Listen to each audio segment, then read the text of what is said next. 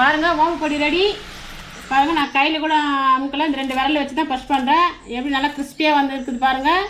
இது நம்ம சாப்பிட எவ்வளோ சாப்பிடணும் நமக்கே தெரியாது, சாப்பிட்டே இருக்கலாம். வணக்கம், இது உங்கள் பவானி அம்மா சமையல். இன்றைக்கி என்ன பார்க்க போகிறோன்னா சட்டுன்னு செய்கிற ஒரு ஈவினிங் ஸ்நாக்ஸ் தான். அது என்னென்னா ஓமப்பொடி. அது ஓமப்பொடி எப்படி செய்கிறதுன்னு பார்க்கலாம் வாங்க. அதுக்கு நான் 1 கப்பு கடலை மாவு எடுத்திருக்கேன். இது வந்து ஒரு 150 கிராம் இருக்கும். 1/2 கப்பு அரிசி மாவு.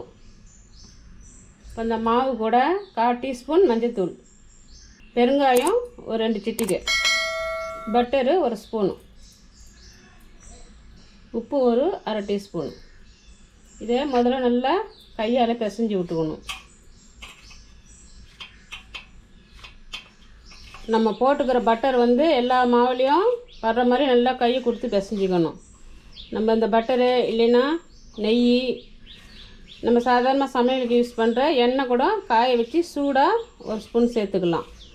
அவங்கவுங்க விருப்பம்தான், எது ஒன்றாலும் சேர்த்துக்கலாம். இந்த மாதிரி பிசைஞ்சிட்டு நான் ஓமத்தை 1 ஹவருக்கு முன்னாடி ஊற வச்சு வடிகட்டி எடுத்து வச்சுக்கிறேன் தண்ணி. இதை ஊற்றி பிசைஞ்சிக்கலாம் கொஞ்சம் கொஞ்சமாக. இந்த தண்ணியை சரியாக போகும். பத்தலைன்னா நம்ம தண்ணி ஊற்றி பிசைஞ்சிக்கலாம், நார்மல் வாட்டர்.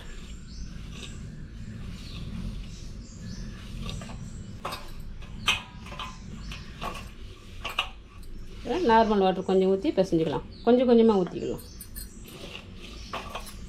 தேவையான அளவுக்கு தண்ணி ஊற்றி இந்த மாதிரி திட்டமாக பிசைஞ்சிக்கணும். ரொம்ப லூஸாகவும் இருக்கக்கூடாது, ரொம்ப டைட்டாகவும் இருக்கக்கூடாது. இந்த மாதிரி பக்குவத்துக்கு இருக்கணும். கை வச்சா டக்கு நல்லா ஸ்மூத்தாக இறங்கணும். இப்படி இருந்தால் தான் அந்த அச்சிலேருந்து நல்லா ஈஸியாக விழுவோம் நம்மளுக்கு.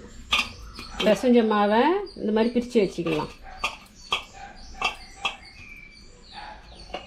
இப்போ அச்சியில் போட்டுக்கலாம்.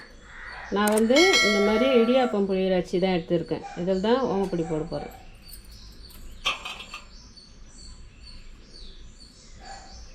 முக்கால் இருந்தால் போதும். போகிறதுக்கு முன்னாடி எண்ணெய் காஞ்சிச்சா பார்க்கலாம். மேலே வருது. இப்போ இந்த டைமில் பூஞ்சிடலாம். தீ வந்து மிதமான தீயில் இருக்கட்டும்.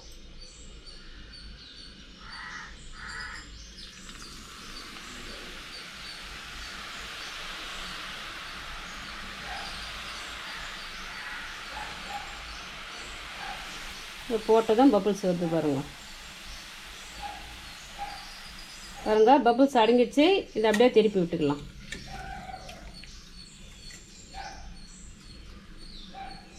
பாருங்கள் நல்லா பொன்னிறமாக வந்துக்குது. இதை ஒரு பிளேட்டில் மாற்றிக்கலாம். அவ்வளோதான்.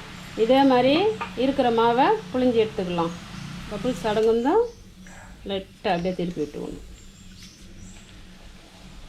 இது 1 நிமிஷத்துலேயே வெந்துடும். இந்த கடைசி இப்போ இந்த ஸ்டவ் ஆஃப் பண்ணிட்டுக்கிறோம். இந்த சூடாக எண்ணெயிலே கருவேப்பிலை போட்டு குறவா இருக்கும். அவ்வளோதான். இதை எடுத்து இந்த ஓமப்பொடி மேலே நம்ம தூவிக்க வேண்டியதுதான். அவ்வளோதான், ஓமப்பொடி ரெடி. இதே மாதிரி நீங்கள் வீட்டில் ஒரு டைம் செஞ்சு பாருங்கள். ஈஸியான ஸ்நாக்ஸ் தான். இந்த வீடியோ பிடிச்சிருந்தா லைக் பண்ணுங்கள், ஷேர் பண்ணுங்கள், மறக்காமல் சப்ஸ்கிரைப் பண்ணிடுங்க. நன்றி, வணக்கம்.